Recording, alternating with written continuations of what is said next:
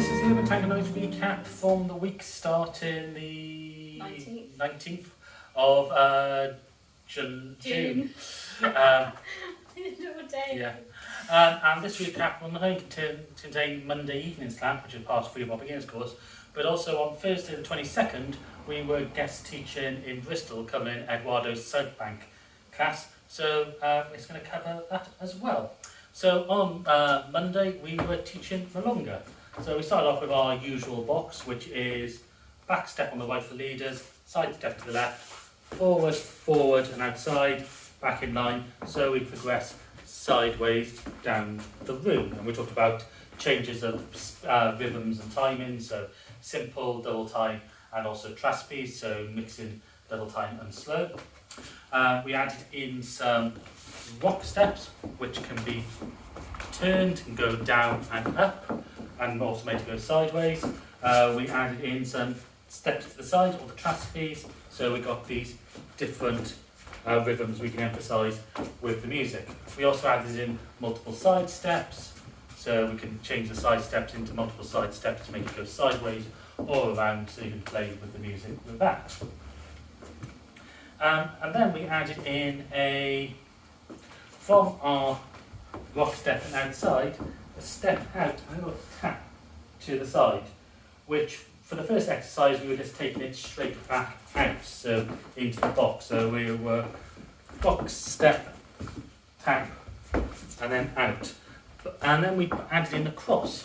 So we talked about the pivoting technique for cross from this.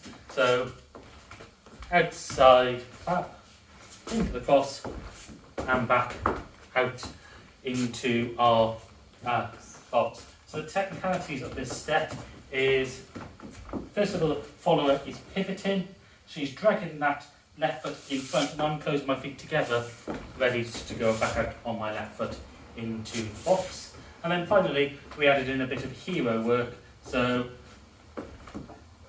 we can take this, almost this forward step here. If I do a double time step with my back step, or taking my left foot behind my back to make it into a back step, I can then go to the side, and then we can match each other and do a double hero around each other. Then on Thursday, say we were guest teaching, so our working title for that was unusual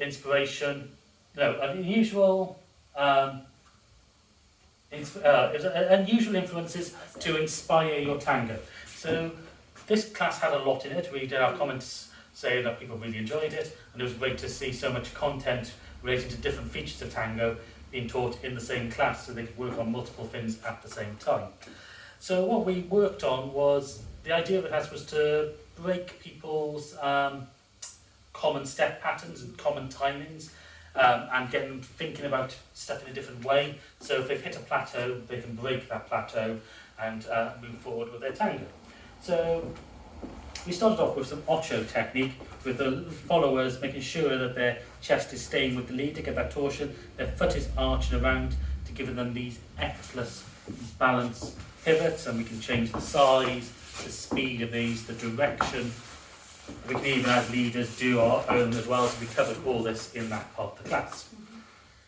Then we were talking about finding influences from elsewhere, not just tango.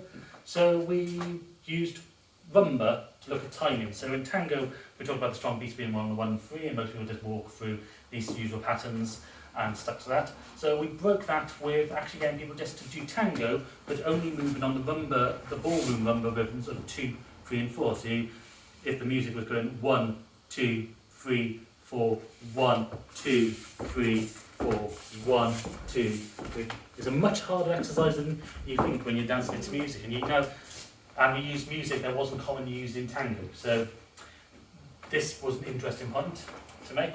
We then got them to apply this to ocho, so they're going 2, 3, 4, pause, 2, 3, 4, pause, and the pause could change depending on how they took these steps. And the reason why we did this is because this then gives you time for the followers to decorate, because you've naturally built in this beat to decorate. So we talk about different types of decorations such as PKs, back crosses, forward crosses, galeos, Just rulers. experimenting with them in your own time as well. We will be doing a separate workshop in Macken, where we are right now, on the 8th of July, which is specific to decorations, how to give followers time for it, how to do leaders' decorations, And how to do them well and controlled. and so safely. Yeah. So please come to that if you can. We then looked at a totally different type of influence. We looked at, most people when they do musicality, they talk about beats and like features of the music. We said, why don't you look at what the emotion of the music is? So naturally we picked Phantom of the Opera, which is that sort of angsty piece of music, sort of like Paso Doble. And then how can you interpret with sort of sharper movement, a little bit more intensity and impact to what you are doing with your steps? And again, people found that quite a lot of fun. Yeah, so like less of the kind of flowy decorations and maybe more of the sort of taps and things like that to mark that timing. So yeah, talking especially for followers about trying to break that, doing the same decorations every single time, trying to do them differently to the different types of music, really trying to listen to the music, interpreting and dancing to that music so that you get better dancers because you've got that better musicality. Yeah. So, anyway, thank you for watching. Please hit the subscribe button if you haven't already, and we'll see you again in another video very soon. Thank you for watching this Urban Tango Nights recap.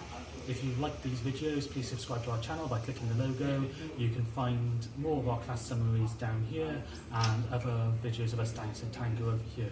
You can also follow us on Facebook, Instagram, Twitter and Meetup. Links are in the description below, and you can also subscribe to our newsletter using the link below.